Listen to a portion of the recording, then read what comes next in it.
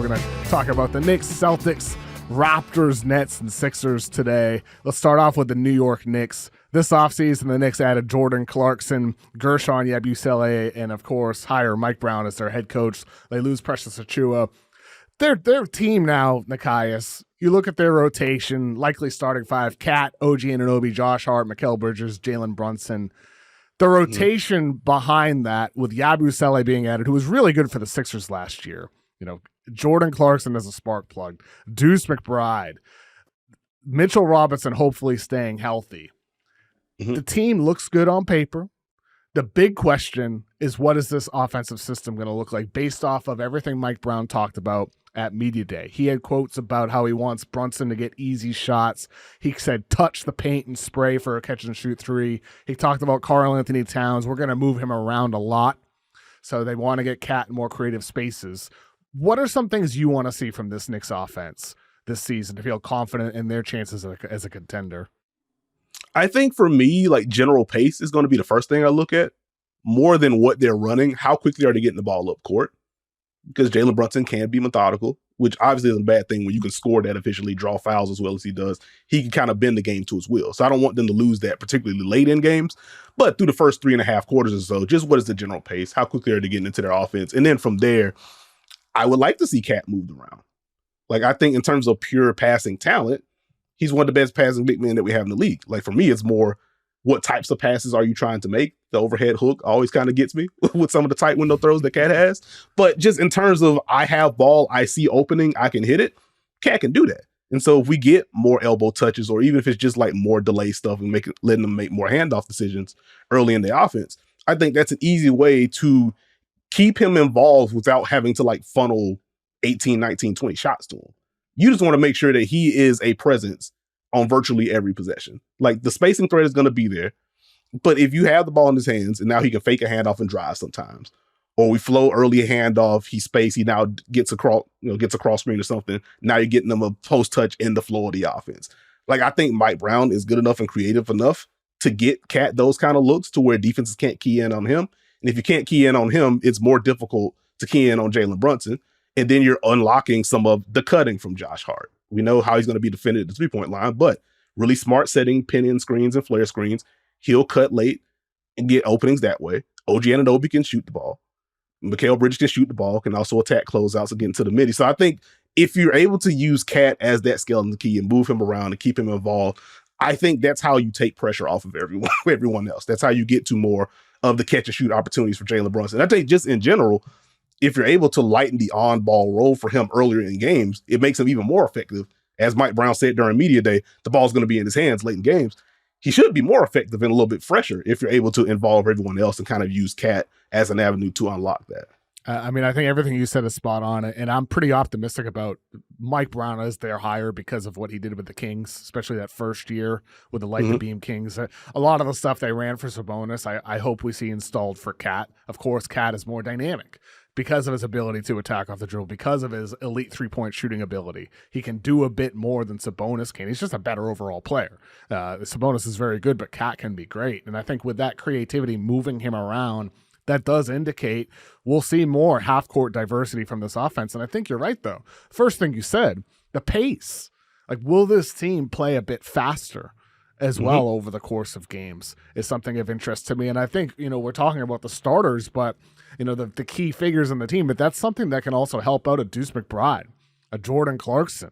Like, some of these guys who are coming off the bench, I think they can play with pace as well. And as they are integrated into games, I think that's important. And also, I think, one other factor we saw last season, Thibodeau, not until the playoffs, he barely at all ran two bigs. And I know Mitchell Robinson missed most of the entire season, but he didn't do it with Huck Porty. He didn't do it with Jericho Sims plus Cat over the course of the year. It really wasn't until the playoffs, even after Mitchell Robinson returned end of the season, that we saw two bigs. I wonder how much we'll see two bigs from the Knicks over the course of the regular season as well, because that was supremely a factor for them come postseason time.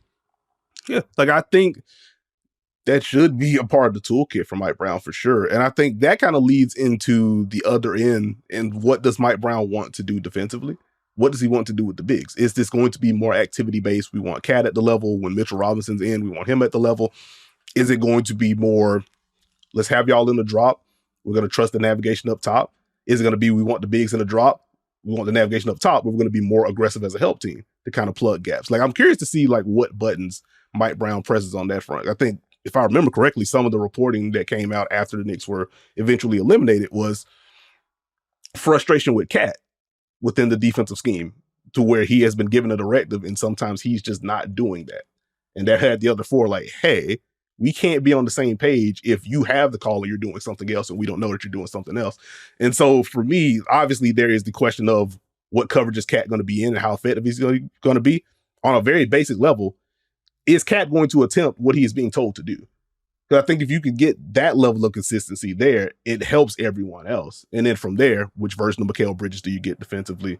Will we see more of the all defense level of him, or is he just going to be solid? Because that kind of dings the rest of the defense if he's only solid defensively. Is that secretly the most important factor for the Knicks to be the favorite in the East? I would say so. Yeah. Like, I think if you can get Cat to a level of consistent competence on that end, because we have seen in different spots, he can do it. He's mobile enough, especially if you're talking about him just being at the level of screens and kind of using the hand activity. He can be, so he's not all defense level, but he can be solid enough. And the Knicks, with how they built the rest of this roster, whether it is, Cat at the 4 alongside Mitchell Robinson, as you were alluding to, or even him at the 5, they have, in theory, an infrastructure to where if you're playing more aggressive with him, we can plug gaps. We can have Mikal Bridges on the back line blowing stuff up or just helping at the nail. We can have OG Anunoby, who is just an all defense caliber guy, fly around and muck stuff up. And so if Cat just does his job consistently, they should be a very good unit on that end. Get stops. Y'all get, to help the pace issue offensively. We're forcing turnovers. We're getting stops. We can just flow into early offense. We don't have to think too hard and run sets. We can just kind of flow. And I know Mike Brown is going to do his job to implement just your general flow things. This is how we want to space. This is when we want to cut. This is when we want to clear space and things like that. So if they get the Cat portion together defensively, all bets are off of how good this team can be. Who would you pick to go to the finals in the East right now today? Ooh.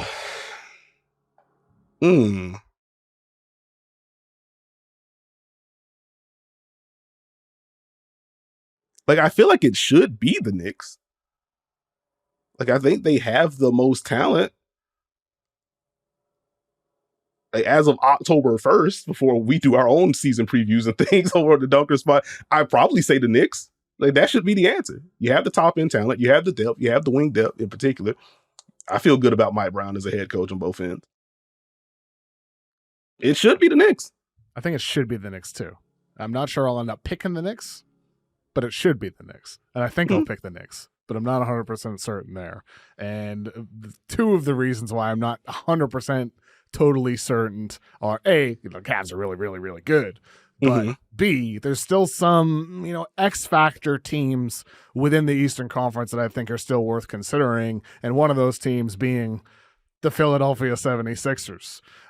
I can't completely quit the Sixers. This offseason, of course, they lose Gershon Yabusele. They had Trendon Watford. They drafted VJ Edgecombe in the lottery and Janai Broom in the second round. On paper, the Sixers, Embiid in images and photos posted on, Sixers, social media accounts looks leaner. Looks good.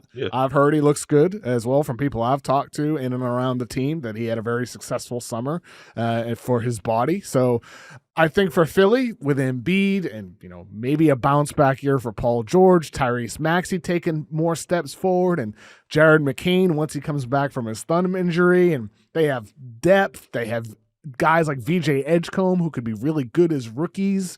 So I think with Philadelphia, they're not the favorite, but there's an outside shot if this is the year Embiid is healthy come April, May, June. He has the pieces to get him healthy in April. He has the pieces to get him to the finish line, considering all the other talent on the roster. But am I just delusional to even hold on to the hope of the Sixers as a finals contender, Nekias? Or, am I right to still feel there's still a chance? There's still a chance. I wouldn't say delusional. Because funny enough, I had like a similar thought. I was on with I have been Zach told I am delusional many times before, so it's good to hear that I'm not being delusional here. I wouldn't say delusional. I was talking with Zach when I hopped on this pod earlier in the summer, And I was like, I can still see the high end of the Sixers. And he's very much on the other side. Like you just can't have faith in this team because of the health and everything else. And I think that's fair. And so I wouldn't say delusional because I can see if everything hits, this is the high end talent that they have. And Joel Embiid is a world destroyer when he's healthy.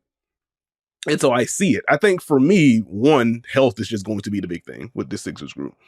And then even with that, I kind of look at the 4 room now with Philly, and I just kind of wonder, like, who really settles in there?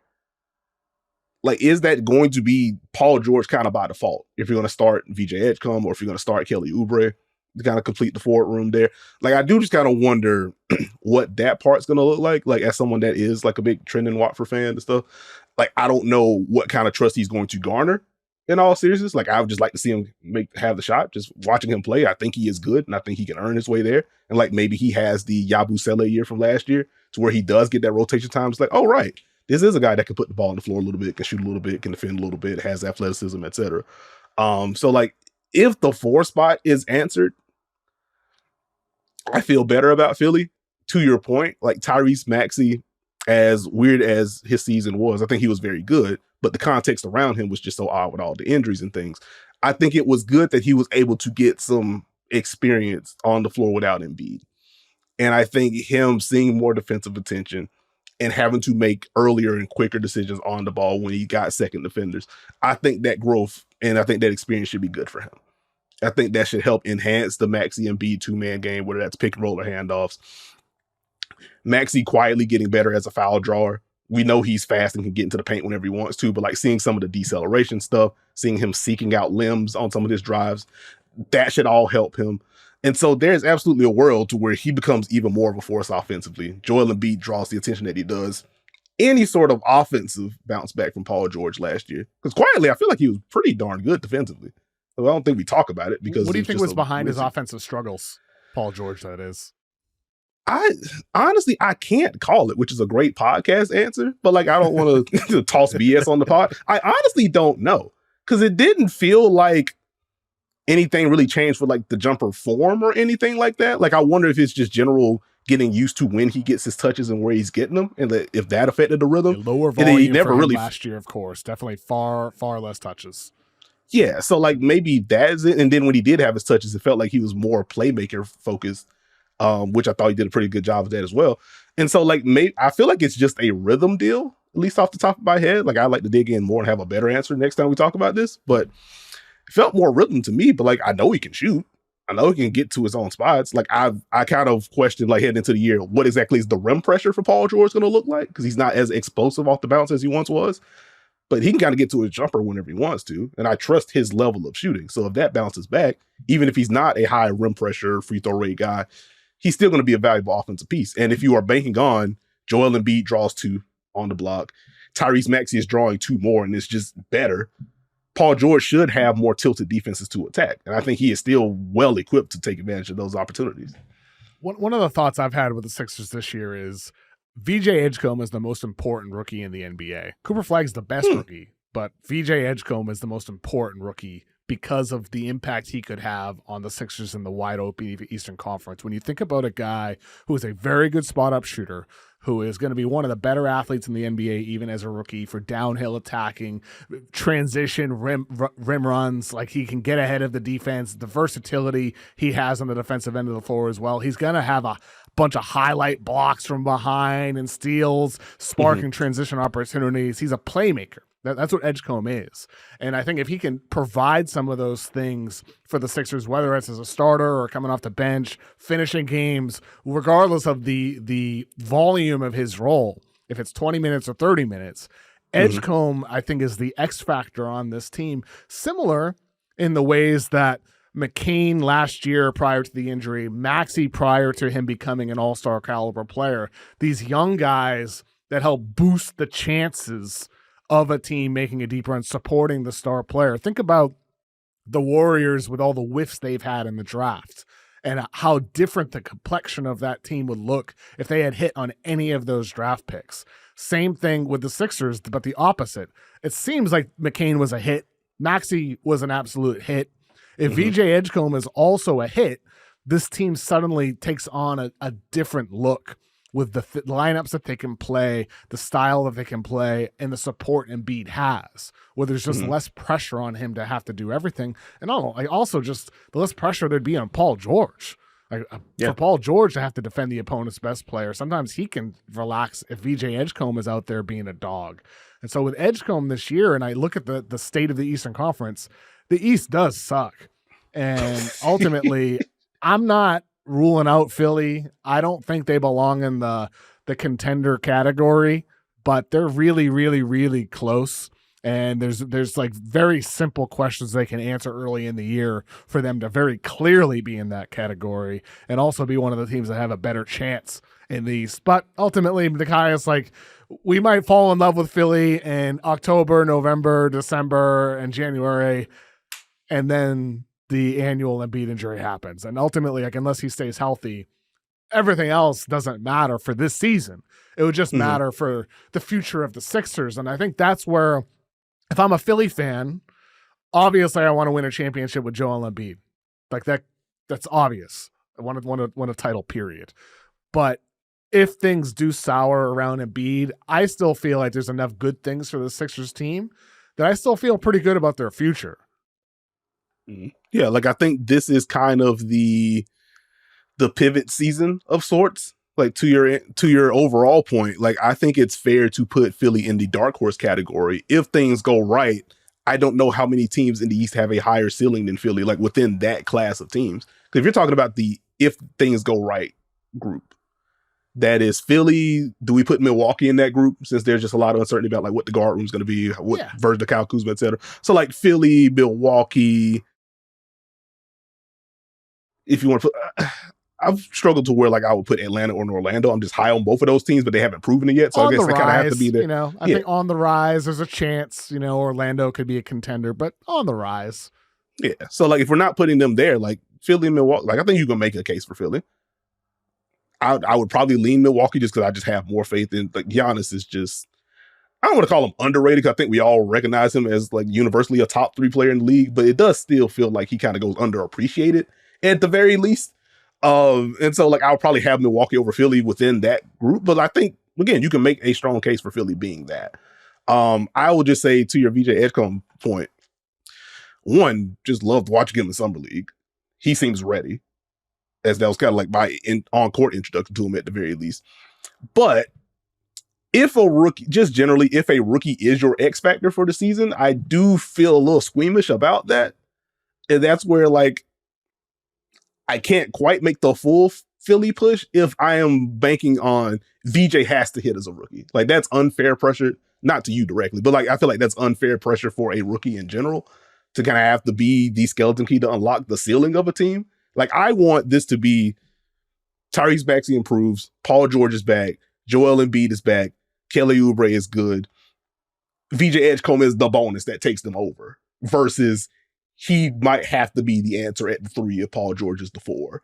And he has to take on these on-ball assignments, and he has to shoot well enough to where defenses care about him. And he has to be, like, that's where I'm just like, ooh, if I have to rely on that, I don't want to put my egg in that basket.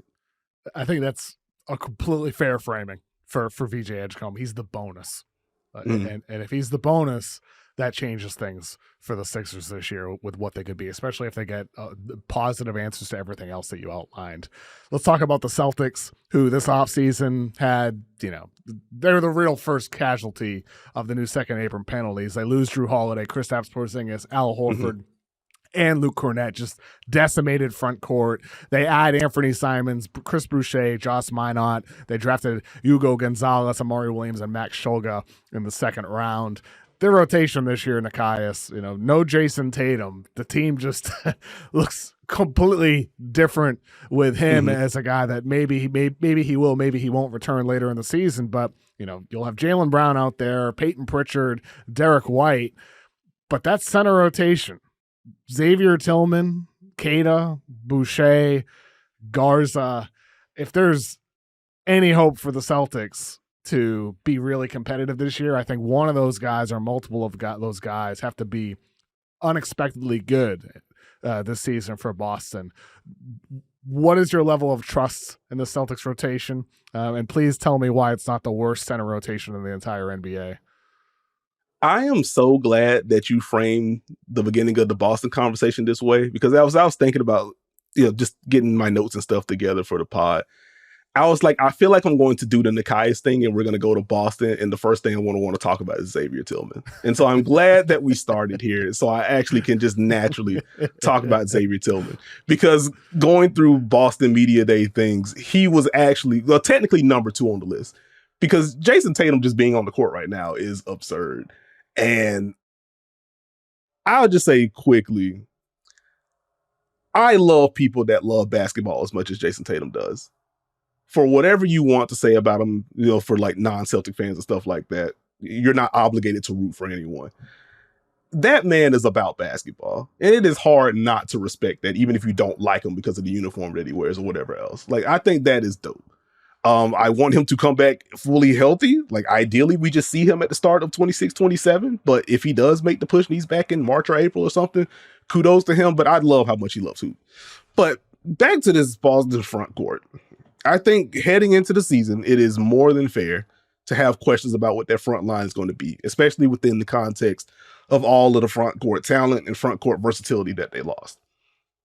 However, circling back to Xavier Tillman, looks better, talked about how much better he feels, talked about his comfort in the three-point shot, also sprinkled in the nugget that through the early camp and stuff like that, Boston is playing faster, and that really intrigues me. Like, this is media day, so everyone wants to play faster. They want to defend their yada yada.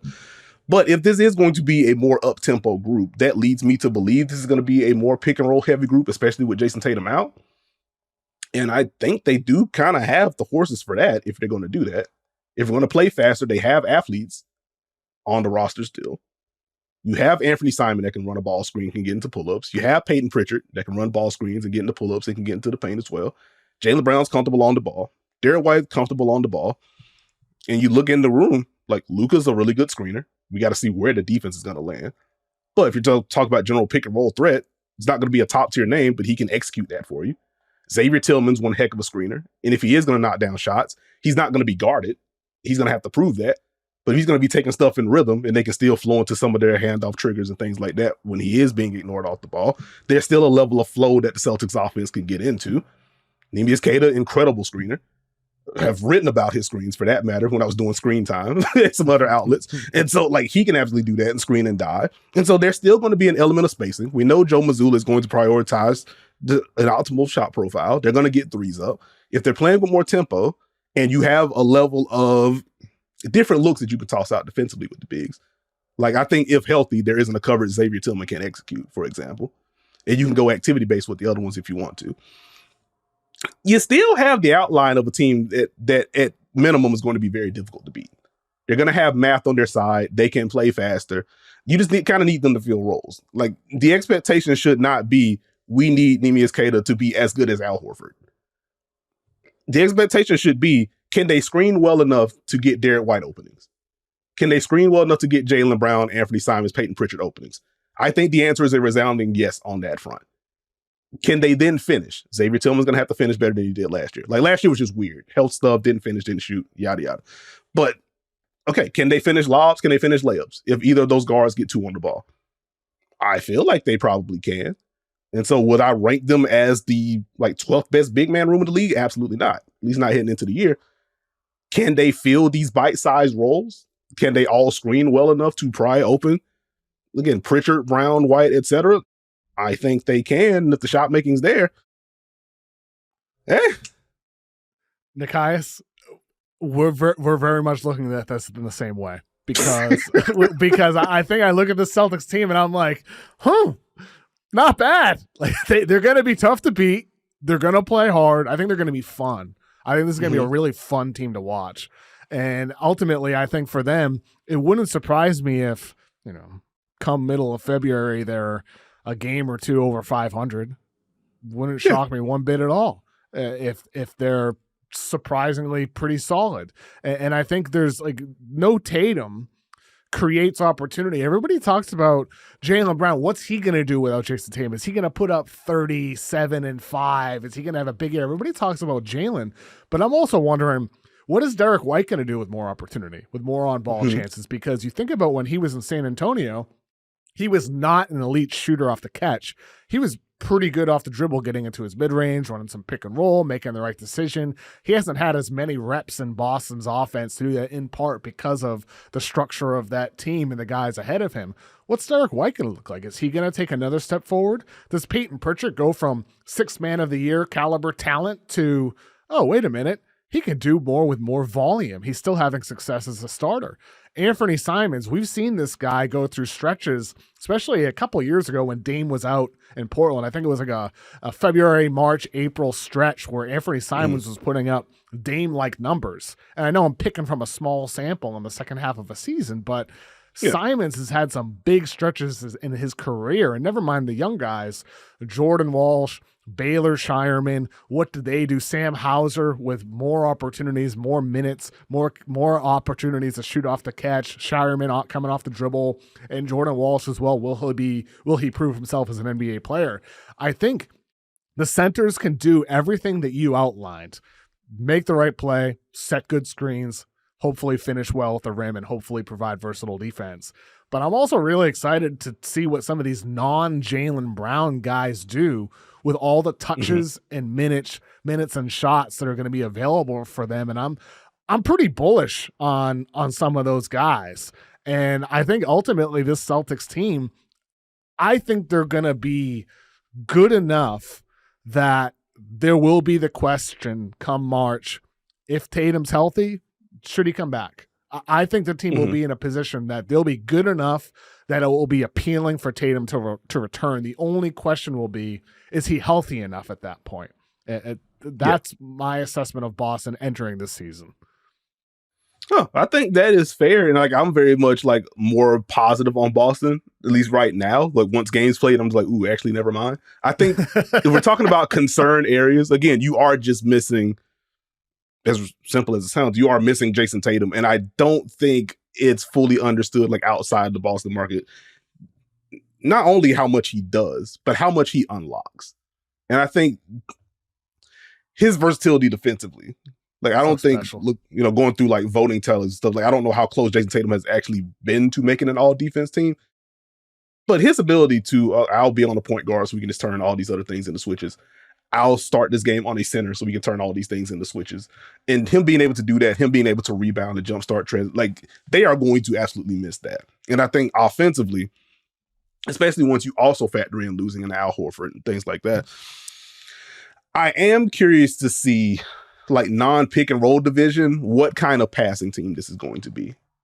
Not necessarily in terms of the volume, but more so when there is an opening, how quickly are they hitting those? Because I think Jayson Tatum has gotten really good at diagnosing what defenses want to do and being able to not only punish them with simple reads, but now he's gotten into more manipulation over the last 2-3 years. And I think there is a massive difference between Tatum and Jaylen Brown in that aspect. Like I think Derek White can handle more of the playmaking, but even that's going to be a little bit different. To your point about his overall shooting, has gotten so much better off the catch. The pull-up itself, he's gotten more comfortable taking them, but in terms of efficiency, that's been pretty streaky during his Boston tenure. And so will he make enough pull-ups to where defenses have to ramp up their coverage enough to unlock some of the playmaking reads that'll make things simple for everyone else? Like that's going to be a question that I have. And so I do wonder, I guess just generally, like what's the volume of switches that Boston sees this year? Like that's kind of been a consistent thing for me anyway. But now without Tatum, do teams feel even more comfortable saying, actually, we are turning all of this into switches and you're going to have to get it out the mud. That's going to put onus on the bigs, as we talked about a little bit earlier. Okay, can you punish switches enough, either with scoring, foul drawing, or offensive rebounds to where that's untenable? Can Derek White, Jaylen Brown score enough in isolation to make switching untenable? One last thing I'll say about Boston. On BetMGM, they're plus 6,600 to win the NBA Finals. On DraftKings, the DraftKings are plus 8,000. I mean, those are very low odds. I don't think they reflect enough the possibility of a Tatum return. That is one thing I'll say. I was considering how open the East is. I don't think that possibility is reflected enough in those odds. Let's move on to the Toronto Raptors. This offseason, I love their draft. They took Collin Murray-Boyles in the lottery, Elijah Martin, one of my favorite sleepers in the second round. They signed him to a 2-way contract. And the rotation this year, it's a weird team, Nekias. Like, this is yes, it is. weird roster around Scotty Barnes, Brandon Ingram now in his second season, RJ Barrett, Emmanuel Quickley, Jakob Poeltl, a bunch of young guys off the bench. What are you watching for from the Raptors this season? Number one thing on your mind the first time you turn on a Raptors game in October? Number one thing for me is going to be trying to figure out what their identity is going to be. Because I look at this Raptors roster and my general thought is they have like 11, maybe 12 guys that I feel like they can give competent NBA minutes on any given night. And I think there is some value in that. But I'm also like, their defense slanted lineups do not have enough shooting and creation. Their offensively slanted lineups don't have enough defense for me to feel comfortable. So like, what portion are they going to lean on most? And then from there, how do they find the balance? Because I think you can talk me into, like, I think they were the best defense in the league post All-Star break. You always have to take post All-Star break samples with a grain of salt. But you look at what they were actually trying to accomplish. High ball pressure, a lot of activity. Bigs can ramp it up when you need to. They fly around off the ball. And so, like, they have the personnel to continue to do that. As you mentioned, some of their young guys, particularly off the bench, like, I'm excited to see more Jamal Shed just being in someone's jersey. When you rent for 13 minutes a night, just make life miserable for the opposing ball handler. But like Scotty Barnes before he got hurt, and I've talked about this before, one of my frustrations is when they've had Scotty like defending point guards sometimes. It's like, I don't want him chasing guards. I want him defending 3 through 5 and blowing stuff up. And I think we saw more of that last year. And before going down, I think he was performing, if not at an all defense level, at least well enough to where he deserved to be mentioned in that conversation. And so for me, if they're able to establish a baseline level of defense with Scotty, with Jakob Poeltl, do you get more consistency from RJ Barrett? What level of consistency do you see from Brandon Ingram? Because he has the length. He can defend on ball, screen navigation, and off ball awareness is kind of where he gets things. But like, if you're able to buy in, that is just a lot of length 3 through 5. That's a lot of versatility 3 through 5, at least theoretically. If they're going to continue to have the high ball pressure looks and you can bleed clock, that makes life a little bit easier, in theory, at the very least. Get out in transition. You now have the playmaking of Scotty Barnes, some of the post-ups against smaller players, Jakob Poeltl as a hub to unlock some of the cutting and some of the handoff stuff that simplifies things in theory for Emmanuel Quickley and RJ Barrett, who I need people to be a little bit kinder to RJ Barrett as a basketball player. I'll just sprinkle that in there. And like Brandon Ingram, like late in clock, they now have a guy you can say, oh, there's 9 seconds. Our initial offense didn't work. Quickly, love all the movement that Darko's tell worked. Me, why do people need to be kinder to RJ Barrett? Because I feel like we're just we've kind of pigeonholed him into like the Knicks era RJ. And like, I don't think all of that is unfair. Because like, again, he does need to be more consistent defensively. This is something that he talked about at Media Day. But he has gotten better as a passer. I think he's been put in better spots since coming to Toronto with where they're starting him, the kind of screens that he's able to receive to kind of get him going to his left. He's gotten more comfortable in the middle of the floor. That's probably been my biggest criticism of RJ's game. Like, no real pull-up midi, no real floater. Like, that has gotten better. He puts a ton of pressure on the rim and can get to the line. Like, I think he's just a solid player. He's rock solid for sure. I think that's the truth with a lot of their guys. Just rock solid, up and down the board with a lot of them. And I think your point about some of their defensive slanted lineups don't have enough shooting and vice versa with their offensive slanted lineups don't have enough defense. And to me, I think with this team, that is going to be the question for them when it comes to being competitive this year. Is there enough shooting? The answer is probably no to that question. But to me, the Raptors, it's not about being competitive this year. It's about, as you said, finding your identity, finding out who your keepers are, who the guys are that you want to keep long-term and who you want to build with. And I think very clearly their intentions are to build a long-armed, big lineup. When you talk about Scotty Barnes with who he is as a player, acquiring Brandon Ingram, having RJ Barrett still on the roster, and then drafting Collin Murray-Boyles in the lottery. Murray-Boyles, At his size and length, 6'8", 6'9", 7+ wingspan, a non-shooter. You're adding another non-shooter to the bunch, but he's an elite defensive prospect.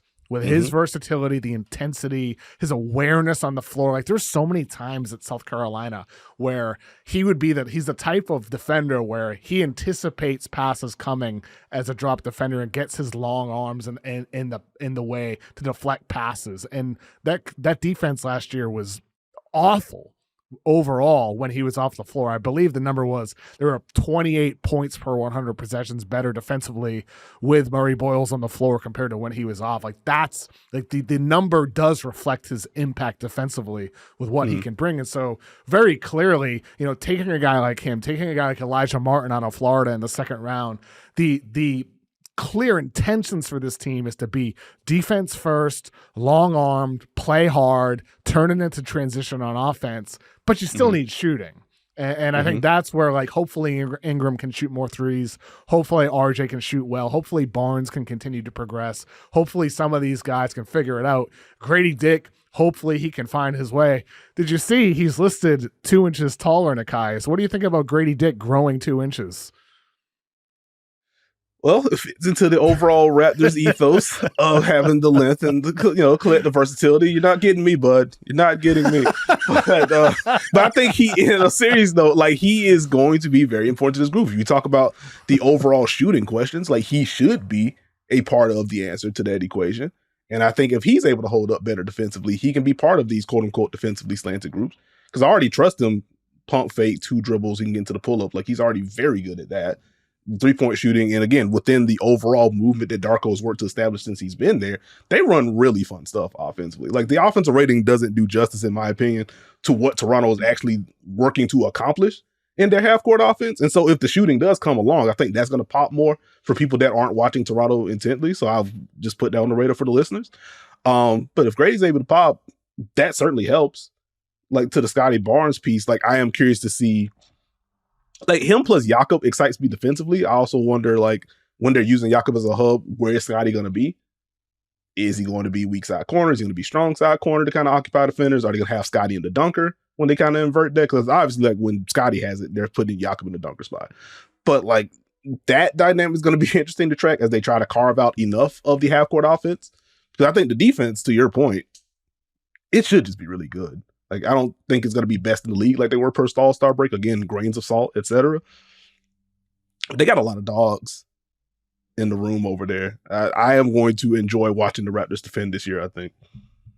I'm very excited to watch Toronto. I think they're going to be fun. I mean, I think a lot of these teams we've discussed so far today are going to be fun in the Atlantic Division. It's one of the more 1 through 5 in this group. I'm excited to watch a lot of these teams, and I think that's also true with probably the worst team of this bunch, the Brooklyn Nets this offseason. This is just a young team with a bunch of fun players that I think have a chance to be really good in the long term. And they had a very busy offseason starting on draft night. They made all of their picks. Yegor Demin, Nolan Traore, Drake Powell, Ben Saraf, Danny Wolf, 4 of those guys being point guards of different shapes and sizes. And then, of course, they acquire Michael Porter Jr., Haywood Highsmith, Terrence Mann, Kobe Buffkin as well, losing Cam Johnson and Trenton Watford. But ultimately, this Nets team, my big question with them, Nekias, when you look at all the names on paper, is how are developmental minutes going to be distributed here? Because there's a lot of mouths to feed when it comes to developing the young guys here. There's just a lot of names on the Nets that I think have a chance to be good in the long term. No, I think that's fair. I think for me with this Brooklyn team, and I hope I get the year correct. I could just like look this up right now, but I want to say it was 2023.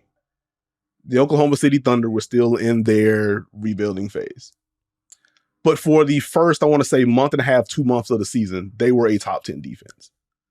And then, trades, we're sitting folks, Shea, come sit over here, et cetera, and they were bad again. And then they kind of wrapped it up following, we know what's happened last year, et cetera. My sneaky, Nekias / hot take question for Brooklyn is, are they going to be a top 10 defense through, December 15th before it all falls apart? Because lowest of keys, a bounce back season for Nick Claxton would do a lot for them. Oh, Because yeah. it was a very weird year for him, health-wise, trying to find his way among all the moves he made and things like that. But I am a big fan of everything Nick Claxton can do defensively. One of the most the versatile defenders in the league when he's playing at his best. He is incredible. He's always been a favorite of mine. And I think in general with Brooklyn, if you were watching them on League Pass last year, we talked a little bit about like high ball pressure with Toronto. This Brooklyn team was legitimately going full court press. Jordy had those guys defending their tails off. Zaire, Williams, Jalen, Wilson, like they were just in the jerseys of folks. Dennis Schroeder while he was still there, just in the jerseys of folks. And I think you add Terrence Mann. He does not mind extending pressure. We saw that with the Clippers, but in general, he's fine taking on tough defensive matchups. Haywood Highsmith, I think the Heat, while he was still a member of the Heat, announced he's going to be out 6 to 8 weeks, I think, back in early August. I think the timeline should have him back around now, if not before the end of the regular, if not by the start of the regular season, excuse me. So when Haywood's there, like he also has the reputation of taking on tougher assignments. Miami had him doing a little bit of everything while he was there. But like I think they do just have a lot of athletic guys that can be super annoying defensively with Nick Claxton on the back line. I think they are really going to bother some people early in the season. I don't have any delusions about them like making a play-in push or making a playoff push. But I think the defense is going to be really good. And then from there, like just what are we getting from Cam MPJ is kind of where I start with this Brooklyn team. But the defense I'm super excited about.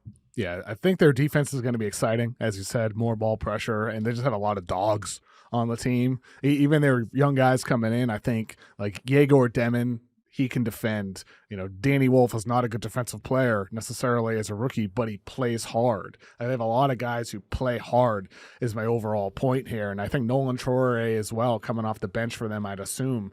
Is he able to apply that ball pressure as well with his speed and athleticism and versatility?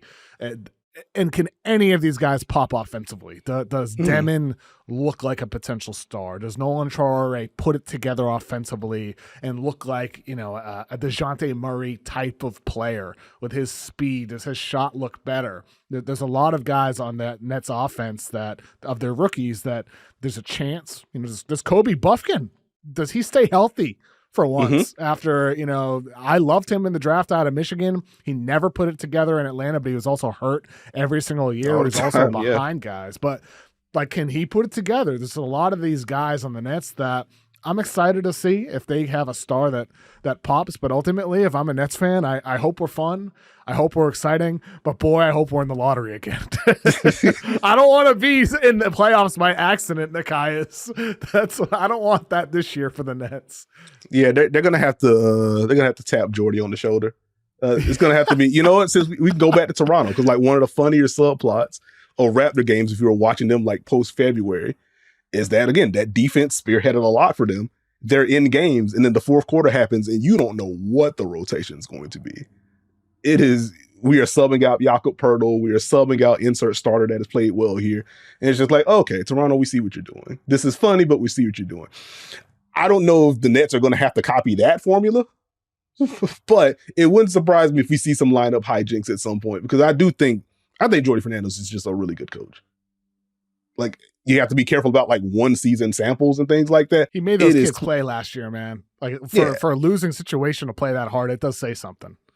Yeah, so like I am already in on Jordy, and if I end up having to take an L by the end of this season, then I'll do that. But I'm just in on Jordy. I think again the defense is going to be very good. I'll put the take out there. I think through December 15th, the Nets are going to have a top 10 defense, and y'all can laugh at me if that doesn't end up being the case. This is going to be an interesting group. The offense, I just don't know where it's going to be because of some of the spacing. There's just the Cam Thomas of it all, took the qualifying offer. Like quietly, him and Nick Claxton had one of the best pick and roll duels in the NBA last year. But beyond that, you still want more playmaking growth from him. MPJ in a new context, we know how valuable the shooting is going to be, but he is not playing off of Nikola Jokic anymore. So you're not going to have, I don't think, the same quality of catch and shoot opportunities. You're not going to have the same cutting windows. He's going to have to put the ball on the deck a little bit more. I am curious to see what that looks like. I think with him, you know, you say that, Nekias, I'm not so sure, because there's so many guys on that Nets team, the rookies especially that they drafted, that I think should have the ball in their hands. I want to see Yegor Demin run point. I want to see Nolan Traore. I want to see like Danny Wolf, 7-foot point guard at times. I want to see these things. I want to see Cam Thomas with the ball in his hands now that he has his new deal. Michael Porter Jr., I don't think he has that. I think he is that off-ball guy. I think he is that cutter. He is that off-ball shooter. I don't think he is an on-ball presence, and maybe he wants to get that opportunity in what will be a non-contending situation this year. But if I'm the Nets, my investment is in some of those young guys and developing them, unless they want to increase the value of Michael Porter Jr. and try to turn him into something else mid-season. But I hope that we see a lot of the youth with the ball in their hands in Brooklyn, rather than like MPJ, high volume MPJ, just to see what that looks like. Because I don't think it's going to be pretty. I want to see everything else on that team besides that. No, understood. And like, to be clear, I'm not making the case that he should be like running 20 ball screens a game, anything like that. Just kind of looking at the Denver Nuggets, the Denver numbers. He hasn't had a season with, fewer than 70% of his twos being assisted on since his rookie season. That's crazy. Like every year since the rookie, and even that was 63%. So 71%, 70, 75, 76, 74. Just to speak to like him getting those cuts and things like that. And then obviously that very high percentage of his threes have been assisted on. So like for me, it's just like, okay, he's now in a context to where the twos might drop from 70 to like 62. What does that look like? What do the self-created reps look like more than we want him to have a whole bunch of on-ball use? Totally.